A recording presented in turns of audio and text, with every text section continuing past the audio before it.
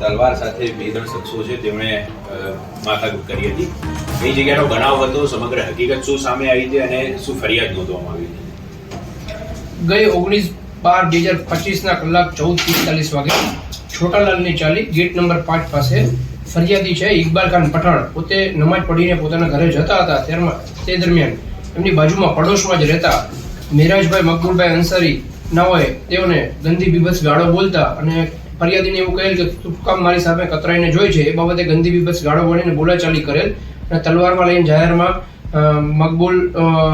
અફસર મકબૂલ અંસારી, ફૈઝલ સબબભાઈ અંસારી અને મેરાજ મકબૂલભાઈ અંસારી ત્રણેય આરોપીનાઓએ દહેશત ફેલાવેલ અને ધમકી આપેલી ફરિયાદીને મારી નાખવાની, જે બાબતે ગોમતીપુર પોલીસ સ્ટેશનમાં ગુનો દાખલ કરવામાં આવેલ અને 3 આરોપીની ગણતરીના કલાકોમાં ધરપકડ કરવામાં આવેલ.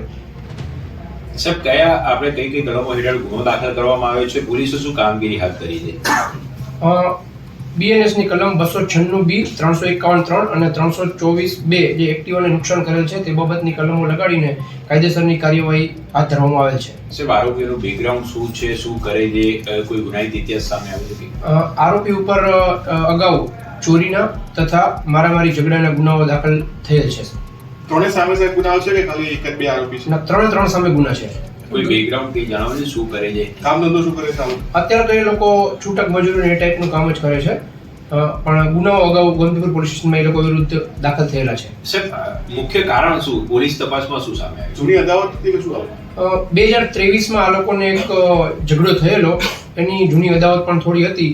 એ તપાસમાં હાલ અત્યારે નીકળ્યું છે કે 2023માં એ લોકોને સામે એક ગુનો દાખલ કરવામાં આવેલ ત્યારે બનાવ બનેલો હતો. Okay, thank you sir. Hello sir, બધા માહિતી જી સર. સાહેબ, કે મોમેન્ટ હોય તો સારું રહે. હા. વિડિયો છે પેલું શું નેચરલ લાગે?